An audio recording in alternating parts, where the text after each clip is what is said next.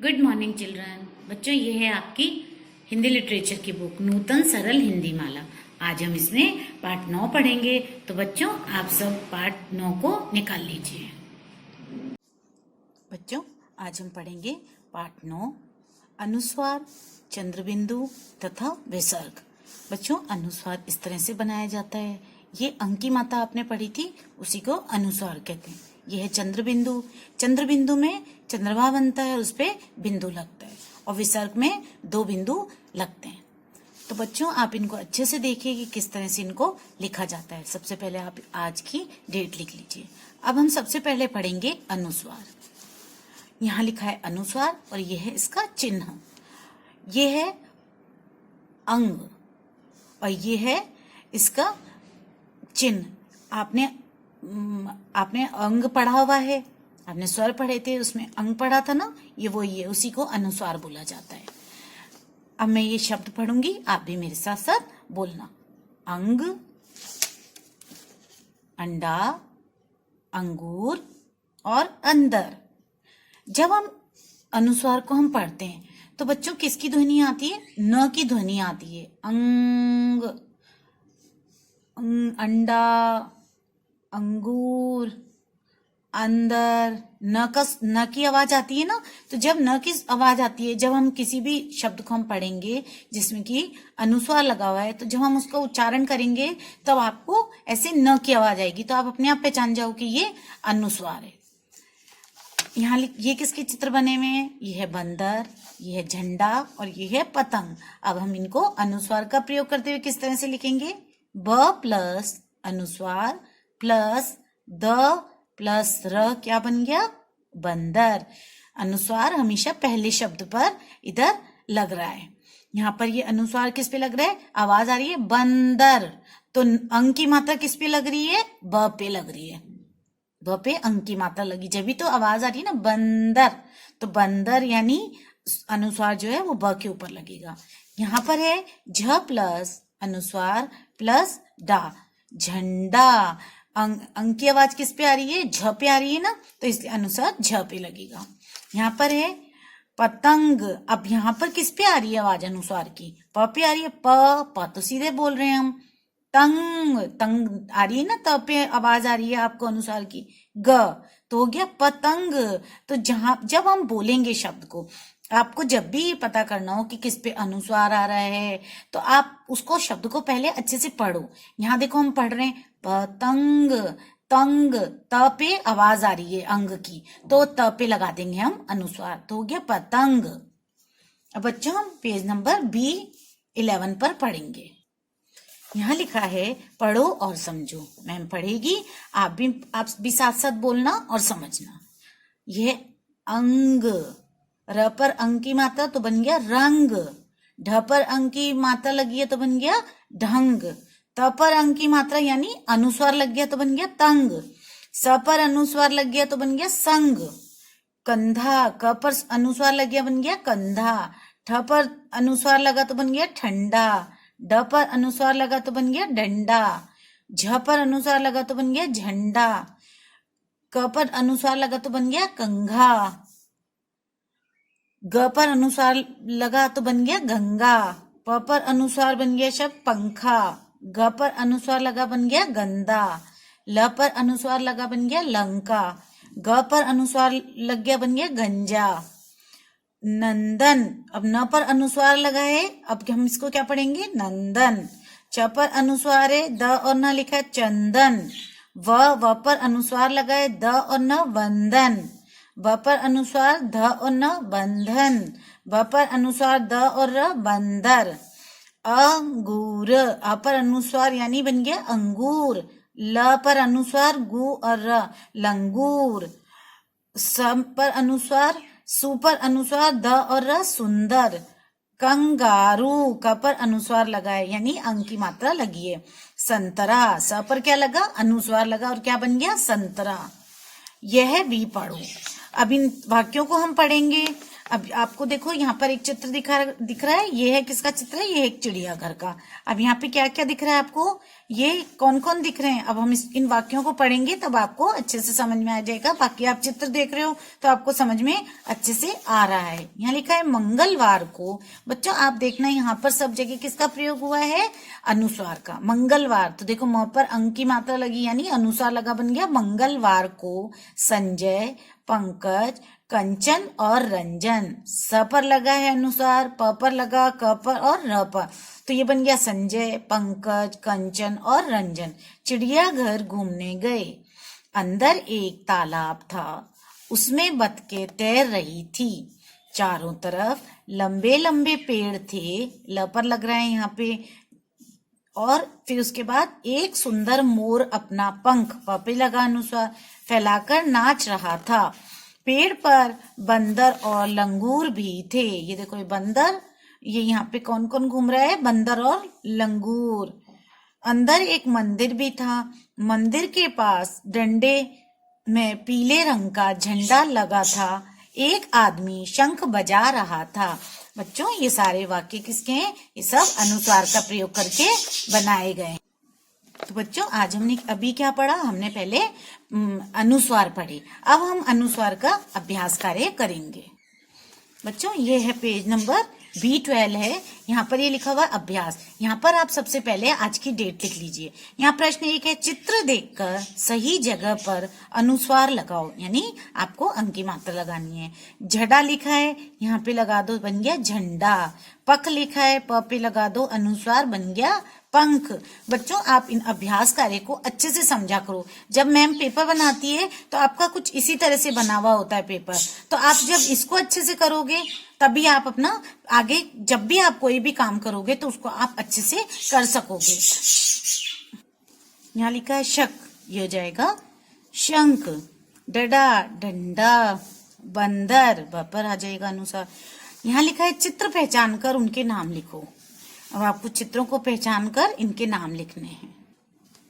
यहाँ लिखो ये किसका, अब आपको यहाँ पर सब ये किसके हैं, अनुसार का प्रयोग करते हुए आपको इनके नाम होंगे, क्योंकि ये हमारा जो पाठ है वो अनुसार का है। तो ये है हंस, अंगूर, संतरा और पतंग। अब है यहाँ पर लिखा है अक्षरों को मिलाकर लिखो। बच्चों यहाँ लिखा हुआ है क प्लस अनुस्वार प्लस स, क्या बन गया, कंस। ऐसे ही ये सारे जितने भी शब्द लिखे हुए हैं ये सब आपको अपने आप करने हैं। इसको मैंने आपको होमवर्क में दे दिया, ये सब आप अपने आप करेंगे। ओके चिल्ड्रन, अब हम पढ़ेंगे चंद्र बिंदु। बच्चों पेज नंबर B13 पढ़ेंगे। यहाँ पर सबसे पहले आप आज की डेट लिख लीजिए और यहाँ लिखा हुआ है चंद्र बिंदु। ये देखो चंद्र बिंदु में अ, आ, उ और ये है इसका चिन्ह। अब देखो किस तरह से लिखते हैं, अंगूठी, उंगली, आंख, ऊंट। ये किसके चित्र बने हुए हैं, ये है चांद, आंख और ऊंट। अब इसको किस तरह से लिखेंगे चंद्र बिंदु का प्रयोग करते हुए, चा प्लस चंद्र बिंदु प्लस द, क्या बन गया, चांद। आ प्लस चंद्र बिंदु प्लस ख बन गया आंख। उ प्लस चंद्र बिंदु प्लस ट बन गया ऊंट। बच्चों हमने जब अनुस्वार पढ़ा था उसमें मैंने आपको समझाया था कि जब हम अनुस्वार को बोलते हैं तो न की ध्वनि आती है, और जब हम चंद्र बिंदु को उच्चारण करते हैं तब हमारे नाक से आवाज आती है। जैसे चांद, आंख, ऊंट, जितने भी चंद्र बिंदु के शब्द हैं आप उनको बोलोगे तो आपको अपने आप लगेगा कि नाक से आवाज आ रही है। यहाँ लिखा है पढ़ो और समझो। मैम इनको पढ़ेगी, आप भी मैम के साथ साथ इनको बोलना और अच्छे से समझना। यहाँ, वहां, जहां, कहाँ, पांव, पूंछ, मूछ, बूंद, सूंड, मुंह, गांव, छाव, बांस, सांप, आंचल, आंगन, सांभर, लहंगा, धसना, चिड़िया, लड़कियां, कहानियां, हंसना, फंसना, मांगना। यहाँ पर ये सब किसका प्रयोग हुआ है? चंद्र बिंदु का। तो बच्चों देखो ये चिड़िया लिखा हुआ है, जब हम एक चिड़िया लिखते हैं तब हम लिखते हैं चिड़िया, उसमें चंद्र बिंदु नहीं होता। और जब हम बहुत सारी चिड़िया लिखते हैं तब हम चंद्र बिंदु लगा देते हैं, यानी ये अनेक चिड़िया हो गई। इसी तरह से जब हम एक लड़की के लिए लिखते हैं, हम लिखते हैं लड़की, तब हम लिखते हैं लड़की, क में बड़ी की मात्रा आती है। और जब बहुत सारी लड़कियां होती हैं तब छोटी की मात्रा के साथ साथ यहाँ पे चंद्र बिंदु लग जाता है। एक होती है कहानी, जिसमें यहाँ पे होती है, और जब बहुत सारी हो जाती हैं तो कहानियां बन जाती हैं, न में छोटी की मात्रा और यहाँ पर चंद्र बिंदु लग जाता है। ठीक है बच्चों, अब अभी हमने क्या पढ़ा? हमने पढ़ा चंद्र बिंदु।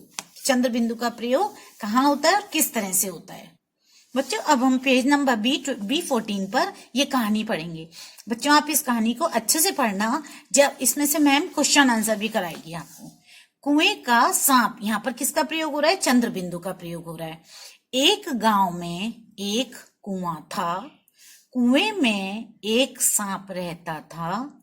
एक बार गांव में सूखा पड़ा, कुएं में एक बूंद भी पानी न रहा। सांप परेशान होकर कुएं से बाहर आया। कुएं के पास 5 झोपड़ियां थी। वहीं सांप ने अपने रहने का ठिकाना बना लिया। बाद में वह वहां से जंगल की ओर चला गया। बच्चों यहाँ पर ज्यादातर वाक्यों के अंदर जो शब्द हैं उसमें चंद्र बिंदु का प्रयोग किया गया है। अब हम इस कविता को पढ़ेंगे। आपको इस कविता को अच्छे से पढ़ना है और इसको याद करना है। फिर मैम जब आपको बोलेगी आपको इसको याद करके मैम को सुनाते हुए अपना वीडियो बनाकर भेजना है। जब मैम कहेगी आपको तब बना के भेजना। चंदा मामा आ जाओ, आंखों में समा जाओ, सफेद चांदनी की चादर पर रंग खुशी के लगा जाओ। चंदा मामा आ जाओ, माँ ने तुम्हें बुलाया है, ठंडा दूध मंगाया है, दूध बताशा खा जाओ, चंदा मामा आ जाओ। बच्चों अब पेज नंबर B15 पर इसका अभ्यास कार्य है। यहाँ पर भी आप आज की अभ्यास लिखा हुआ है, यहाँ पर आप आज की डेट लिखेंगे। प्रश्न 1 है, चित्र देखकर सही वर्ण पर चंद्र बिंदु लगाओ। ये क्या लिखा हुआ है? सांप, ऊंट, कुआं, बूंद। अब यहाँ पर आपको चंद्र बिंदु का प्रयोग करते हुए इन शब्दों को सही करके लिखना है। सांप स पे आ जाएगा, ऊंट ऊ पे आ जाएगा, कुआं आ कहाँ पर आवाज आ रही है? आ पर आ रही है, तो यहाँ इस पे लगेगा, आ पर लगेगा। हमेशा ध्यान रखना कुआं में आ पर लगेगा चंद्र बिंदु। बूंद ब पर आवाज आ रही है। अब यहाँ पर लिखा है सही, प्रश्न 2 में लिखा है सही शब्द पर गोला लगाओ। आपको किसका काम कर रहे हो? आप चंद्र बिंदु का काम कर रहे हो। तो चंद्र बिंदु जहां सही लगा हुआ है उस पर आपको इस पे गोला लगाना है। ये कुआं सही है? नहीं, ये गलत है, ये भी गलत है और ये सही है, इस पे गोला लगाओगे। अब यहाँ लिखा है बांसुरी, यह लिखा है बांसुरी, बांसुरी, ये है बांसुरी, ये सही है, इस पे गोला लगाओ। अब है आंगन, आंगन और आंगन। आंगन आप ही आवाज आ रही है, आंगन। हंसना, हंसना, हंसना। अब ह पर है आवाज, हंसना, ह पर आवाज है इसलिए यहाँ पे हंसना, ये सही होएगा। बच्चों अब इसका प्रश्न 3 है, चित्र पहचान कर उनके नाम लिखो। बच्चों अब ये आपको अपने आप होमवर्क में करना है। ये मैम आपको होमवर्क दे रही है, आपको यहाँ से चित्र पहचानने और उनके नाम लिखने हैं। ये नाम आपको इस चैप्टर में, इस पार्ट में कहीं पर भी मिल जाएंगे। Okay children. बच्चों अब हम पेज नंबर B16 पर पढ़ेंगे विसर्ग। विसर्ग का चिन्ह होता है, आपने अनुस्वार में अंग से अंगूर का पढ़ा। विसर्ग होता है बड़ा अंग अह, है ना, बड़ा अंग अह। तो इसमें आवाज किसकी आती है? जब विसर्ग का उच्चारण करते हैं तो आवाज आती है अह की आती है, अह। जैसे अब इसको पढ़ेंगे, प्रातः, ह की आवाज आ रही है ना, त के साथ ह की आवाज। तो जब ये दोनों ये लग गए, बिंदु लग गए, यानी विसर्ग लग गया, तो ये बन गया प्रातः। अतः, अतः, ह लिखते नहीं है, उसकी जगह ये बिंदु लगा देते हैं। जब हम इसका उच्चारण करते हैं तो इसको हम ह बोलते हैं। नमः, पुनः, ये है विसर्ग। अब इसको पढ़ेंगे, प्रातः काल, अमन रोज प्रातः उठता है। 6 बजे उठकर वह अपने माता पिता को नमः कहता है, फिर स्नेह स्नेह विद्यालय पहुंचता है। वह अपना पाठ पुनः पुनः याद करता है, अतः वह एक अच्छा लड़का है। बच्चों, अब आपने देखा ना इसमें किस तरह से विसर्ग का प्रयोग किया जाता है। अब है आ की ध्वनि, बोलो और अंतर समझो। यहाँ पर आप इन शब्दों को पढ़ोगे तो आपको आ की जो ध्वनि है उसको आपको समझ में आ जाएगा। यहाँ लिखा है बास, यहाँ लिखा है बास, ये लिखा है बाल, लिखा है बॉल, यह है डाल, यह है डॉल, यह है हाल, यह है हॉल, यह है काल, यह है कॉल, यह है माल, यह है मॉल। आपको जैसे ही चंद्रमा लगता है वैसे ही इनका उच्चारण बदल जाता है। आपको बच्चों, तो आज हमने पाठ 9 पढ़ा, जिसमें हमने अनुस्वार, चंद्र बिंदु तथा विसर्ग का किस तरह से प्रयोग किया जाता है ये हमने सब पढ़ा।